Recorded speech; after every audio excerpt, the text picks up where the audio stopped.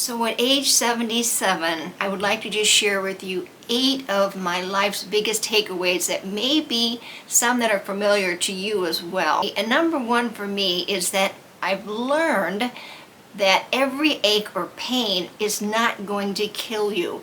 It's not going to be your demise right around the corner.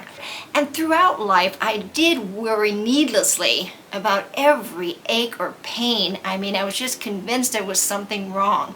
And I think a lot of us share that, feeling. But I've also learned too that you just need to check it out and find out that everything's okay, and you will end up hopefully at a ripe old age and sit here shaking your head going, gee, I worried about all of that for nothing. Number 2 is travel now, or travel as early in life as you can.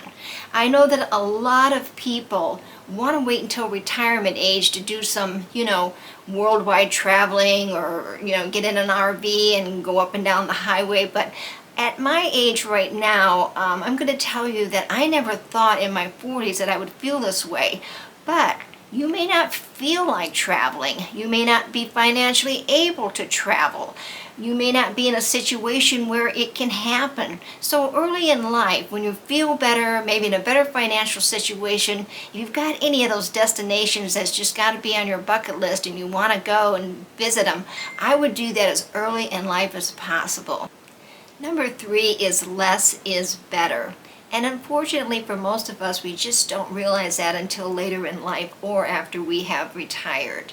And what do I mean by less is better? Well, just that. Sometimes things in your life you don't need can just put you in a financial situation that you shouldn't be in, cause a lot of stress in your life that you don't need, and you find yourself questioning whether you really needed all this, or should you have even, got into a situation where you have all this stuff that you really don't need.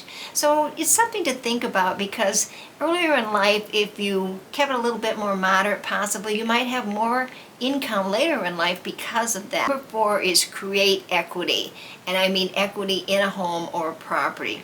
Coming from real estate, I have seen how that works. To me, there is no better way to create wealth than through equity in homes or property.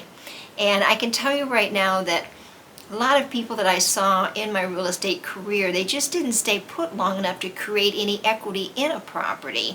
They would purchase something, and 2 years later they're purchasing something else, and it just never materialized. So if you want to purchase a property and it's a good property and the area seems to be stable and growth is showing, stay put long enough to create enough equity, because this is the fastest way, the best way, and the easiest way to create some wealth in your life. Number 5 is to avoid legal issues at all costs. I'm not talking about you going out and suing someone else. I'm talking about you getting yourself in a situation where you become a defendant as well. Because when you become a defendant in a situation, you're at the mercy of the other party, to either settle it with you or fight it out. And fighting it out can be costly. So we are now in a situation where we just avoid any situation that even could put us in a place of liability, and a lot of things, that we see that possibly, wasn't the right thing to do. We're not going to go out and spend any money or any time going into a legal issue or battle over it, because in the end, you just end up spending a lot of money that you may not have to, or you end up losing and you never retrieve any of that money back. So spend your life avoiding any legalities that you can get yourself out of quickly or not get yourself into at all. Number 6 is pay attention to your health. And what I mean by that is, number 1, make sure that you are paying attention to any kind of gut feeling or aches or pains that you feel are not going away or are new, something you want to monitor and not just have an excuse for why it might be happening.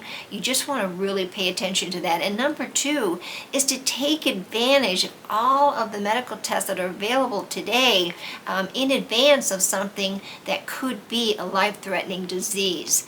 My very best best, dearest friend died of colon cancer because she waited 14 years between her last colonoscopy, and it didn't need to happen. So those are the things you want to really, really consider as big on your list of life takeaways. Number 7 is make time for your spouse or your family.